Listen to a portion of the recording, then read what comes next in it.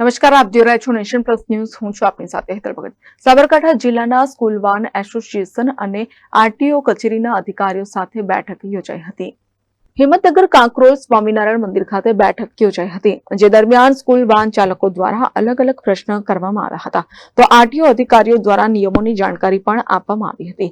Private પાર્સિંગમાંથી commercial passing કરવા માટે RTO અધિકારીઓ દ્વારા અનુરોધ કરવામાં આવ્યો હતો અને ચાલકનું લાયસન્સ અને વીમો અવશ્ય રાખવા માટે તે માટે પણ જાણ કરાઈ હતી. સીએનજી વાહનમાં ફરજિયાતપણે ટેસ્ટિંગ કરાયેલ ફરજિયાત હોવું જોઈએ, જેની જાણકારી અધિકારીઓ દ્વારા આપવામાં આવી હતી. સાથે ફાયર સેફટી માટે બોટલ રાખવી ફરજિયાત હોવાની ચાલકોને જાણ કરાઈ હતી. ચાલકો દ્વારા કોમર્શિયલ પાર્સિંગ કન્વર્ટ કરવા માટે થોડા લાંબા સમયની માંગ કરવામાં આવી હતી, તો અમદાવાદમાં જ જે રીતે સમય મર્યાદા વધારાઈ છે તે રીતે સમય મર્યાદામાં પણ વધારો કરવામાં આવે અને હાલ પૂરતી કેટલીક છૂટછાટ અપાય તેવી પણ માંગ કરાઈ છે. અમારી રજૂઆત તો ઘણી બધી હતી કે પહેલી વસ્તુ તો એ કે સરકારનું કહેવું એવું છે કે ભાઈ પીળા નંબર પ્લેટ હોય અને વ્હાઇટ નંબર પ્લેટ હોય તો એક્સિડન્ટ ન થાય એવા બધી સમજણો આપે છે બધાને. તો હું આપના માધ્યમથી એ કહેવા માગું છું કે ઇન્સિડન્ટલી જે બનાવ બનવાનો છે, પીળી નંબર પ્લેટ હશે તો પણ બનવાનો છે અને વ્હાઇટ નંબર પ્લેટ હશે તો પણ બનવાનો છે. રહી વાત ટેક્સની, તો એવું પ્રાવધાન બી કરી શકાય કે ભાઈ વ્હાઇટ નંબર પ્લેટ ઉપર પણ જો ટેક્સ વસૂલવો હોય તો પણ થઈ શકે છે એ પ્રોસેસ. અને એના માટે સરકારનું અમે વિનંતી કરીએ છીએ કે જો એ પ્રમાણેનું થતું હોય તો વેલ એન્ડ ગુડ. બાકીના અમારા જો પણ કંઈ લીગલી ડોક્યુમેન્ટ જો જોઈતા હોય, વ્હાઇટ નંબર પ્લેટ રાખી પ્રાઇવેટ વાહન રાખીને કંઈ પણ ડોક્યુમેન્ટ, માન લો કે ઇન્સ્યોરન્સ વધારે ભરવાનો થતો હોય તો પણ એ અમે કરવા માટે તૈયાર છીએ. અમે સાહેબને રજૂઆત કરી કે સાહેબ પીળો નંબર અમે લગાવી દઈએ, ટેક્સી પાસિંગ કરાવી દઈએ અને જો આવતા વર્ષે અમને એ સ્કૂલની અંદરથી છોકરાઓ ન મળ્યા તો અમારી ગાડી ફરીથી કંઈ વ્હાઇટ નંબર થવાની નથી, એનો ખર્ચો વધી જાય. બરાબર, એટલે એવી બધી અમારી માંગણી હતી. બીજું એમણે કીધું કે ભાઈ આ તો તમારે કરાવવું જ પડશે. તો જો અમદાવાદ જેવી મેટ્રોપોલિટન સિટીની અંદર પણ જો ટાઈમિંગનો આપતા હોય 45થી 60 દિવસ, તો અમારો એક ટ્રાઇબલ એરિયા છે અને ખરેખર આપણો આ સાબરકાંઠા જિલ્લો ટ્રાઇબલ છે. હિંમતનગરની અંદર 8-10 કિલોમીટરના ઘેરાવાની અંદર હિંમતનગર પૂરું થઈ જાય છે.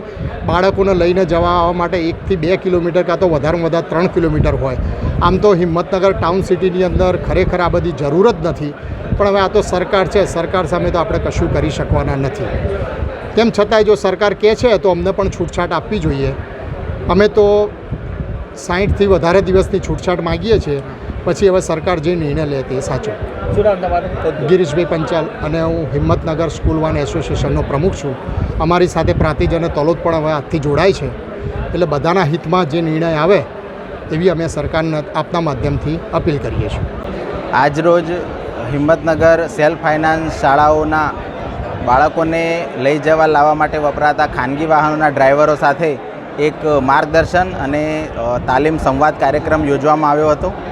આ કાર્યક્રમમાં અમારી કચેરીના આરટીઓ ઇન્સ્પેક્ટર શ્રી સાગર વાગડિયા તથા અત્રેની કચેરીના આરટીઓ ટીબી મકવાણા એટલે કે અમે બંને હાજર રહેલ હતા અને તમામ ડ્રાઈવરોને વાહનના કયા કયા અમલી દસ્તાવેજો હોવા જોઈએ, બાળકોની સેફટી માટે કયા કયા પરિવહનના અગત્યના નિયમો છે, સરકારશ્રીની શું સૂચનાઓ છે, કઈ જોગવાઈઓનું તેઓ દ્વારા પાલન કરવાનું રહે છે, આ તમામ બાબતે માહિતગાર કર્યા હતા. સાથે સાથે તેમને ખાનગી વાહન હોય તો ટેક્સી કઈ રીતે કન્વર્ઝન કરી શકાય, તેની કેટલી ફી હોય છે, આરટીઓ કચેરીમાં કઈ પ્રક્રિયાનું અનુસરણ કરવાનું થાય છે, કયા કયા દસ્તાવેજો જોઈએ છે, આ સાથે બાળકોને કેટલી ક્ષમતા સુધી બેસાડી શકાય છે, કયા પ્રકારના લાયસન્સથી કયું વાહન ચલાવી શકાય છે, આવા તેમના વિવિધ પ્રશ્નો અને મૂંઝવણોને અત્યારેથી માર્ગદર્શન આપી અને તેઓને અત્યારેથી સંપૂર્ણ માર્ગદર્શન આપેલ હતું. અને આ સાથે આવનાર સમયમાં સરકારશ્રી દ્વારા જે કંઈ ચેકિંગની કાર્યવાહી પણ હાથ ધરવામાં આવશે તેની પણ તેઓને સમજ આપે. સર, ખાસ કરીને વાત કરવામાં આવે તો અમદાવાદમાં પણ સમાધાનનો કોઈ માર્ગ અપનાવાયો છે, 40થી 30 દિવસની છૂટછાટ આપવામાં છે, એવી રીતે જગ્યા છો સાબરકાંઠામાં અપાશે શું? હાલની સ્થિતિએ સરકાર તરફથી અમને કોઈ આવી સૂચના નથી. જો સરકાર તરફથી આવી સૂચના મળશે તો ચોક્કસ તે સૂચના પ્રમાણે અમલ કરવામાં આવશે. સ્કૂલ વાહન રિક્ષાવાળા જે ચાલકો શું રજૂઆતો કરી? શાળાના ચાલકોએ તેમના દસ્તાવેજો બાબતે ખાસ કરીને ખાનગી વાહનમાંથી ટેક્સી વાહન ના હોય તો શું પ્રોસેસ કરવી અને તેને કેટલી ફી આવે, કયા દસ્તાવેજોથી અને આરટીઓમાં પીળી નંબર પ્લેટની કોમર્શિયલ વાહન તરીકે નોંધાવી શકાય તે બાબતે જાણકારી મેળવી.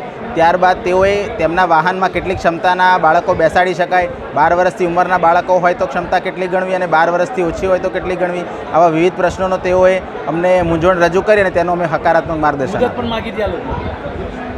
આ સાથે તેઓએ મુદતની માંગણી કરેલ કે તેમને આ દસ્તાવેજો આરટીઓ કચેરીમાંથી પ્રોસેસ કરવા માટે કેટલોક સમય આપવામાં આવે, પરંતુ અમોને સરકાર તરફથી આ બાબતે જે કંઈ સૂચના મળશે તે પ્રમાણે અમે આગળ કાર્યવાહી કરીશું. Jitendra Solanki, nation plus news, Sabarkantha. સમાચારોના સતત અપડેટ મેળવવા માટે અમારી નેશન પ્લસ ન્યૂઝની યુટ્યુબ ચેનલને સબસ્ક્રાઇબ કરો, બેલ આઇકન દબાવો અને જોડાયેલા રહો ફેસબુક, ઇન્સ્ટાગ્રામ અને ટ્વિટર પર.